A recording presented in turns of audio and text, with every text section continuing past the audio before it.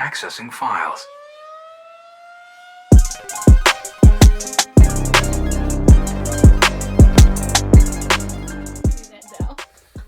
What up, y'all? Welcome to Random Chaos Podcast. That is Q. What's up? That's Pryme.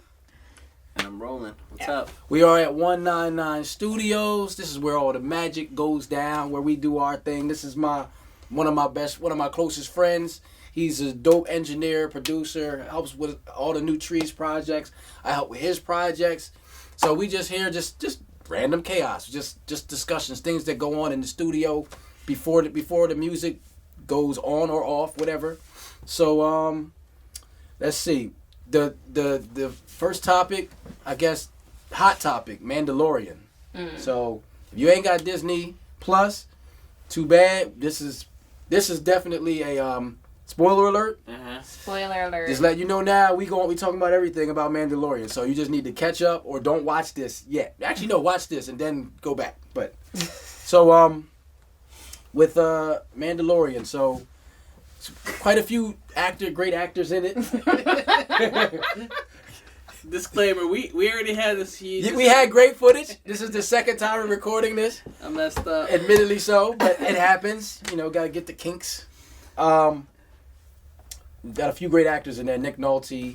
Who is the dude, the bad guy? We were talking about this before. Giancarlo Esposito. Yeah. Who's not in Harlem Nights? Yeah, we thought It was in Googled. He's not. He could have been. He looked like he should have been in Harlem Nights. Definitely. The MMA. Gina Carano. Gina Carano. Who's the guy Mandalorian was revealed. Carl Weathers. You've got Carl Weathers. Oh yeah, Carl Weathers. Apollo Creed still looks the same. Yes. Yes. And the Mandalorian, the last episode we're gonna start there, was actually revealed who the Mandalorian is. What was his name? The guy? Oh, Pablo Pascal. Yes. From Game of Thrones. And I did not mention this the last one. He actually is in. He's probably having a busy year because he's in the. He's going to be in the new Wonder Woman. Oh really? 1984. Oh okay. I'm like, that's the Mandalorian. That's Mando. I was watching the. Wow. All I was right. watching the previews. Yeah. Before Star Wars, so yeah, he's gonna be in the too. So he's having a. What other movies was he in? I just remember Game of Thrones.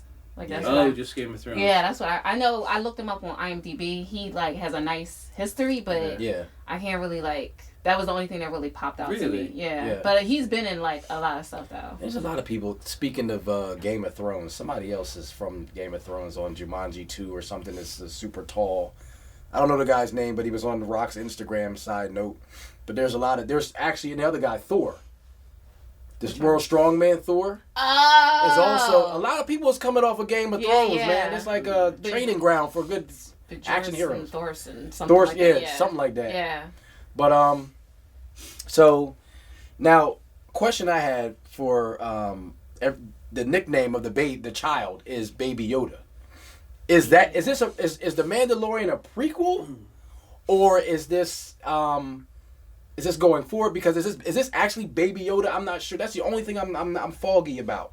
Like, where does this storyline take place? Is this afterwards or? Well, you had looked it up. Yes. So it actually takes place after Episode 6, The Return of the Jedi. Okay. All right. So that's where. So it's after the fall of the Empire. Okay. And while the New Republic is getting established. Yeah. All right. So technically, he's not Baby Yoda.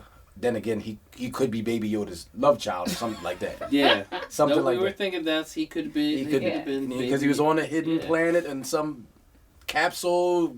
Right. We don't know. Right. No, and that's probably why he's so important. Yeah. Because he definitely got powers like him. And exactly. He definitely has the Force. The Force is strong. He has the Force. So, let's see. Where do we have any predictions for what's going on next? Do we know? I mean, how it ended? We know Mandalorian took off with Well, he has to take the baby back. Like, that's his mission now. Okay. His mission, it is the way. Or right. whatever. Right. He has to say he's a foundling. Yeah. Right. So his mission is either foundling. Because he was a foundling. Right. So the lady that was the priestess said, right. it is his duty now to either raise him as another Mandalorian, which he's too small, he can't. He's going to be a baby for the next 50 years. Right, right. Or to return him to his home planet. So next season is probably going to be their adventures in space. Right. Him trying to find his home planet. Okay. Which is awesome because I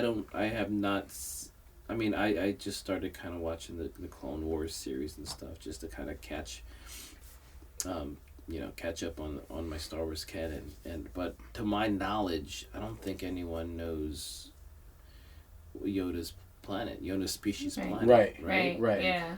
Like we've only seen 2. Yeah. Yeah. So that's kind of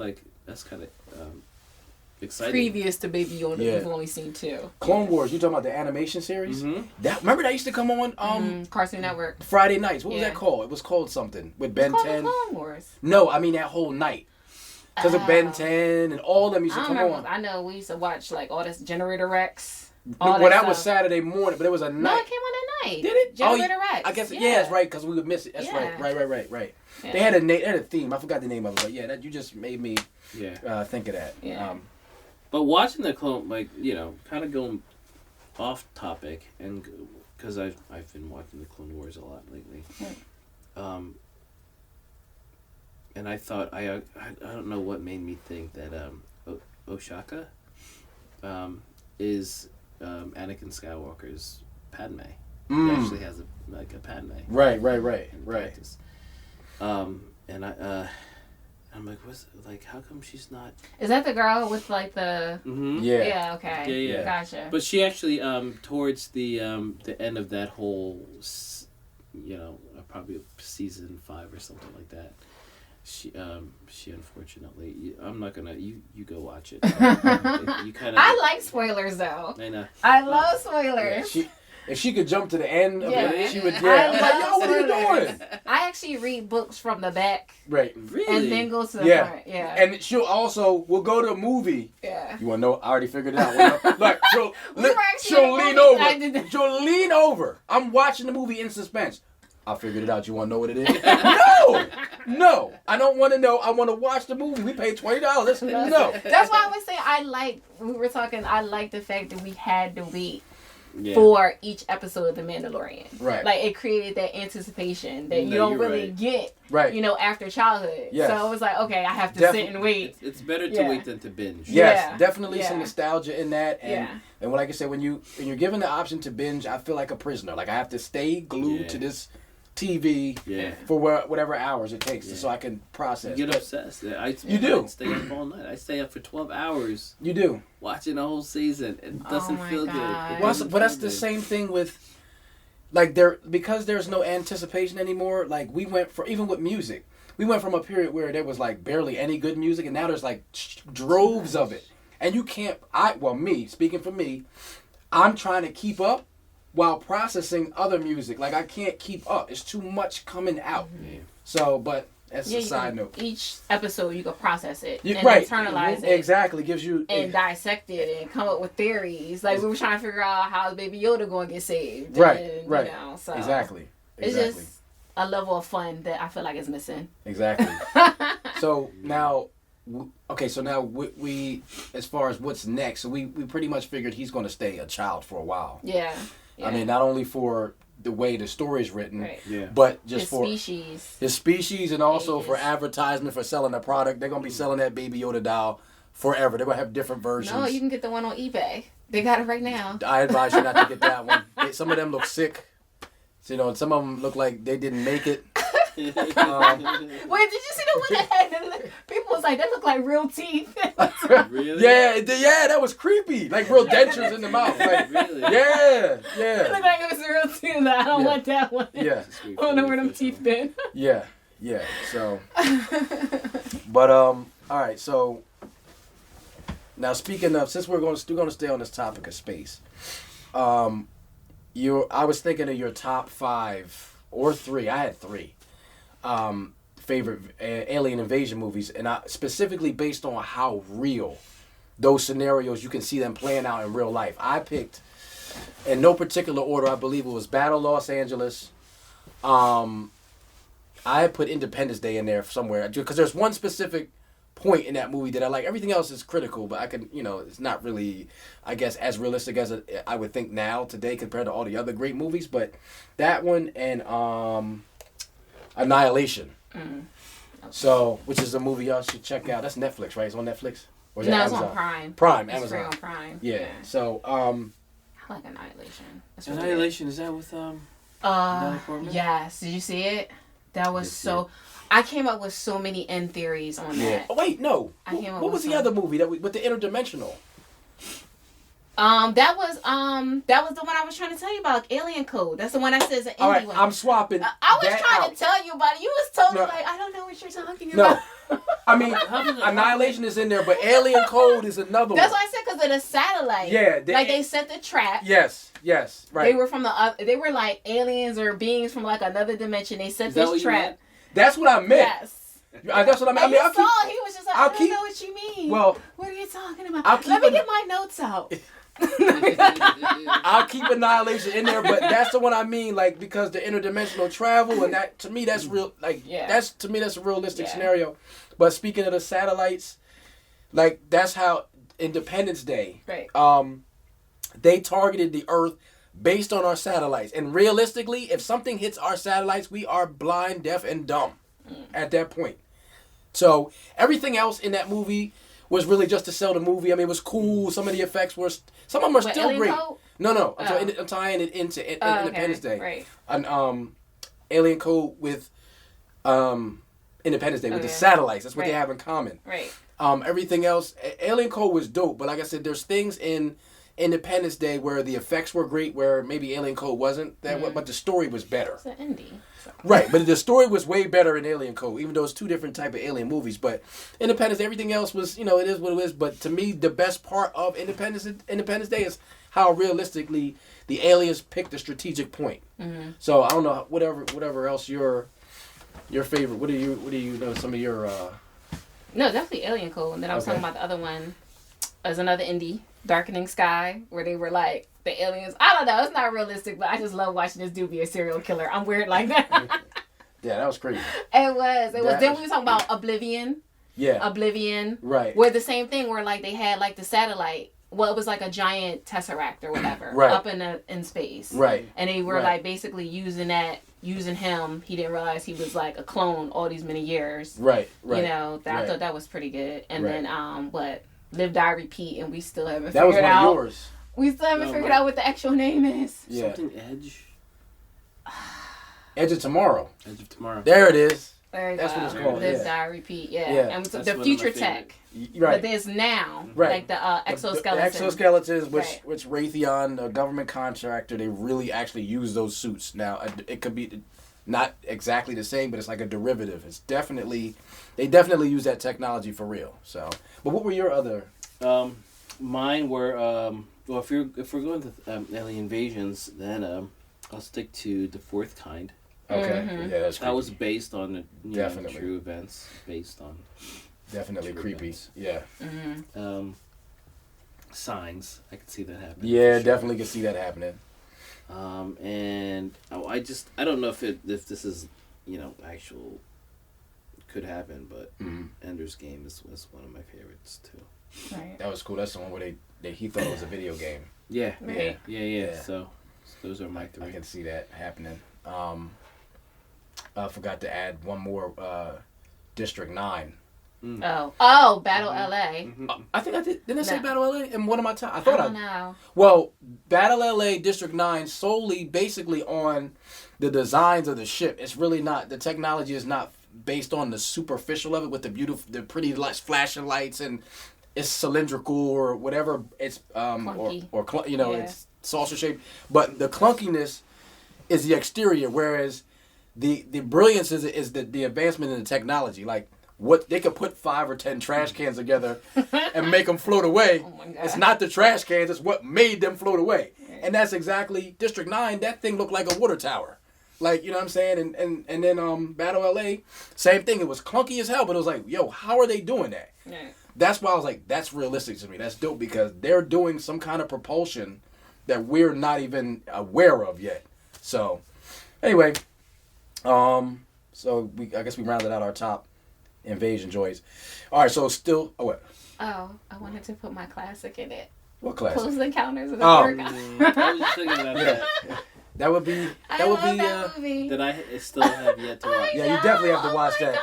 That's the catalyst for all of this. Like, without Close Encounters, it would be none of these movies. Really, it started it all. Right. Yeah, that's definitely, you can add that in, and we can put that in a separate by itself, just because it's a classic. Just because it's the catalyst. Right. So, sticking to the topic of space, back in the mid to late 80s, President Reagan, I don't know if he signed some kind of bill or he made some kind of speech. It was called the Star Wars program, where he said something to the effect that he wanted we need to protect ourselves from outer forces, like basically in outer space. You can look it up, document it, he says it. So there's always been this interest and fascination in space. Fast forward to now, as of December 21st, President Trump signed a bill or some kind of act that now we have a sixth military force, Space Force X.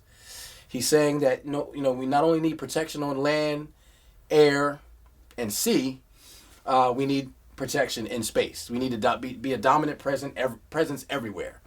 So, and it's about a $800 billion bill he just signed. So it's like, okay, basically the beginnings of S.H.I.E.L.D. Yeah, basically. Oh, yeah. And some were... Oh, they have a satellite. It's called SWORD. In the comics, S.H.I.E.L.D. they do. It's called SWORD. Yeah. Really? Yeah. That was, next level. So, okay, now, with the I've heard some comments where people are saying that because of World War II, Vietnam War, Gulf War, Cold War, Gulf War, we have had advancements in technology because of those wars. Now, I guess we can assume the same, that this is just we're gonna quantum leap. Oh God, yeah. With this technology, if there's gonna be some space war protection, we're gonna have to step it up a notch. Yeah. Okay. I mean, but they have in the private sector. Like the private sector is already like Elon Musk is like, we're going to Mars. Right. In like another year or two. Right. So it's like they're battling it out, but why? Like why? What's out there and right. Well, what's that satellite that prehistoric? Oh, the Black Knight satellite. The Black Knight satellite. So maybe that has something to do. I don't know, but it's. I gotta look that up, man. Yeah. It's so cool just to know. Yeah. That's been up there longer than we've even been able to even launch satellites. Like what's a more explanation? Like, do we know anything about that? Just a floating piece of metal, or? I mean, all right. So Nikola Tesla, who invented a ton of stuff, tech stuff that we use, like Wi-Fi. He wanted to give everybody free Wi-Fi, and I'm just gonna say they wasn't having that. They turned it down. But it's the same kind of tech. So anyway, he was able to basically pick up radio signals of something floating in space. He obviously didn't know it was a satellite because there was no such concept as a satellite. Right. He was able to pick up signals from space floating around in our proximity, and as time went on, people were able to actually hone in on it more specifically to a specific object that's up there. They say they have pictures of it, but we don't know if that's just random space junk that they're just showing us, or what it actually is. But it's definitely been up there longer than we've been able to do a lot of the techie stuff we can do now. So it's definitely prehistoric to some point, Right. All right. Well, predating our own tech. Yeah. Check that out. It's it's all documented.